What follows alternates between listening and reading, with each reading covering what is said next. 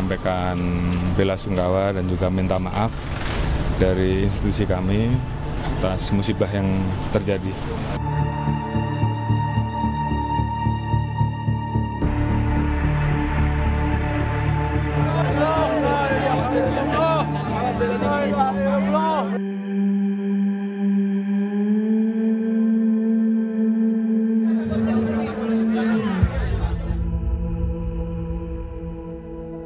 Saya terkejut dan kecewa dengan tindakan petugas yang berlebihan.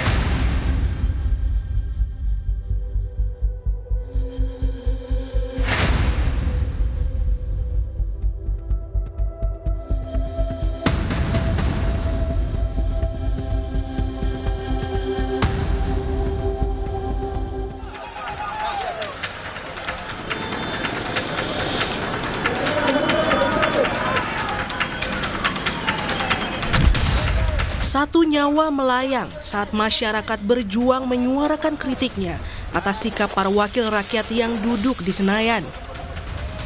Kendaraan taktis Brimob menabrak seorang pengendara ojek daring, Afan Kurniawan.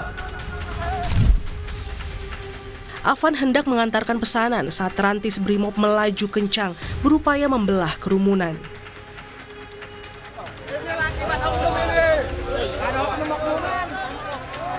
Nyawa Afan Kurniawan tak tertolong. Tangis ibunda pecah mengantarkan putranya yang bulan lalu baru menginjak 21 tahun itu ke liang lahat.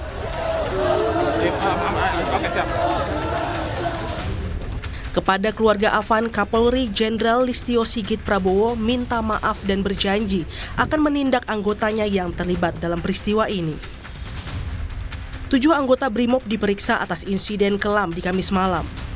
Tadi kami menyampaikan bela sungkawa dan juga minta maaf dari institusi kami atas musibah yang terjadi. Kita tetap akan menindaklanjuti peristiwa yang terjadi. Saya kira tadi Pak Kadipropam sudah menyampaikan dan saya minta untuk dilanjutkan. Proses akan selalu ada. Yang jelas evaluasi terus akan kita lakukan. Kematian Afan akibat tertabrak rantis Brimob memantik kemarahan pengendara ojek daring lainnya. Mereka menuntut keadilan bagi Afan Kurniawan di depan markas Mako Brimob Kuitang, Jakarta Pusat. Presiden Prabowo Subianto terang-terangan mengaku kecewa atas tindakan aparat dalam menyikapi unjuk rasa. Tegas, Prabowo memastikan tindakan petugas melampaui batas akan ditindak keras. Saya atas nama pribadi dan atas nama pemerintah Republik Indonesia mengucapkan turut berduka cita dan menyampaikan bela sungkawa yang sedalam-dalamnya. Saya sangat prihatin dan sangat sedih terjadi peristiwa ini. Pemerintah akan menjamin kehidupan keluarganya dan akan memberi perhatian khusus kepada baik orang tuanya dan adik-adik dan kakak-kakaknya. Saudara-saudara sekalian, sekali lagi, saya terkejut dan kecewa dengan tindakan petugas yang berlebihan.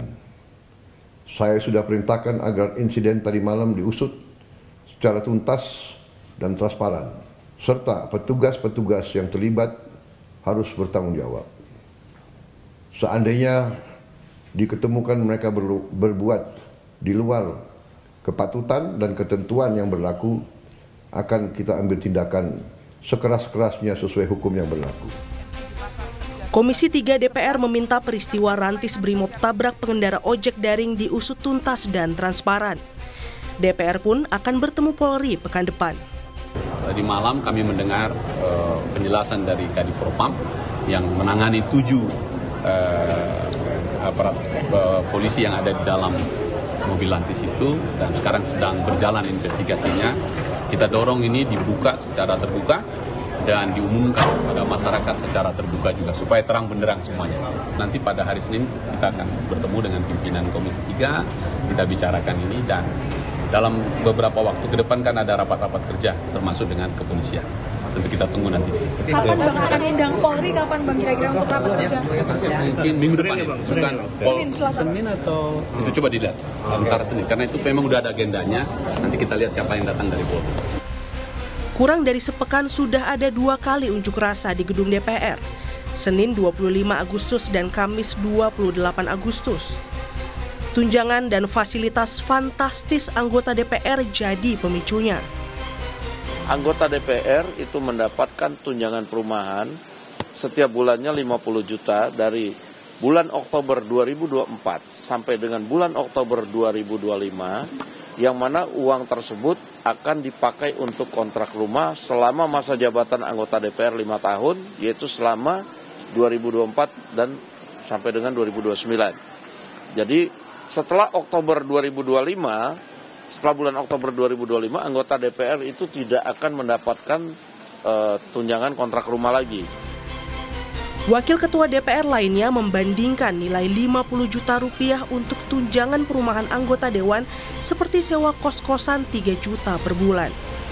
Hitungannya memang kalau mereka ngontrak rumah atau kos saja, ruangan 4x6 begitu, dengan kamar mandinya itu kan kurang lebih di dekat-dekat Senayan ini 3 juta per bulan. 3 juta itu udah paling murah. Kalau dikalikan 1 bulan dianggap 26 hari mereka bekerja, berarti kurang lebih 78 juta. Mereka masih nombok, kalau 52-an mereka terima, mereka masih nombok juga untuk menuju 78 juta itu.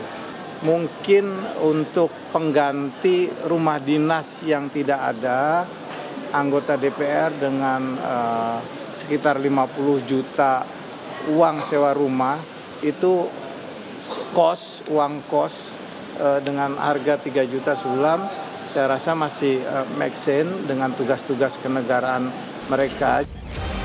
Nilai fantastis ini memicu amarah publik yang menilai kinerja anggota Dewan tak sebanding dengan fasilitas yang diterima. Hari ini mereka digaji dengan tinggi, tapi kebijakan-kebijakan yang harusnya pro terhadap rakyat dia tidak lakukan. Namun mereka mempercepat RUU yang pro terhadap oligarki. Sementara itu, pernyataan anggota DPR lainnya Ahmad Sahroni yang menanggapi kritik publik semakin membuat masyarakat geram. Maka jangan menyampaikan hal-hal seenaknya, bubarin DPR. Jangan. Memang yang ngomong itu rata-rata orang yang nggak pernah jadi duduk di DPR. Silahkan kritik mau ngapain aja boleh. Tapi jangan mencaci maki berlebihan, itu kan karena merusak mental. Mental manusia yang begitu adalah mental orang sedunia. Catat nih, orang yang cuman mental bilang bubarin DPR itu adalah orang sedunia. Direktur Eksekutif Trias Politika Strategi Agung Baskoro menilai ada jurang kesenjangan yang sangat dalam antara masyarakat dan anggota Dewan yang seharusnya mewakili rakyat. Ini menimbulkan krisis legitimasi. Suka atau nggak mungkin rakyat turun ke jalan kalau legislatifnya jalan. Ya, tumpah ruah itu kan melelahkan, apalagi mereka ojek online begitu. Pasti mereka nggak kerja, pasti keluarganya berkurang upahnya seperti itu. Jadi 2 hal itu yang saya kira membuat aksi demo ini akan terus berlanjut. Kalau wakil-wakil rakyatnya tuna atau tuli ya, tidak mendengarkan secara langsung, secara cepat untuk menindaklanjuti. Ini rakyatnya kan lagi kena kontraksi ekonomi yang dalam, gajinya berkurang banyak, bahan-bahan sembako fluktuatif harganya. Kok bisa-bisanya diam-diam dalam tanda petik tunjangan itu diberikan dan sudah berlangsung hampir 1 tahun. Digaji dari pajak rakyat, anggota Dewan terhormat semestinya menjadi suara yang berpihak bagi masyarakat melalui cerminan sikap dan kebijakannya. Tanpa kepekaan dan empati tulus terhadap rakyat, publik akan terus reaktif menuntut hak kesejahteraan dan aspirasinya dipenuhi. Kita berharap jangan sampai ada afan-afan selanjutnya dan ini tak boleh terulang. Tim Liputan, Kompas TV.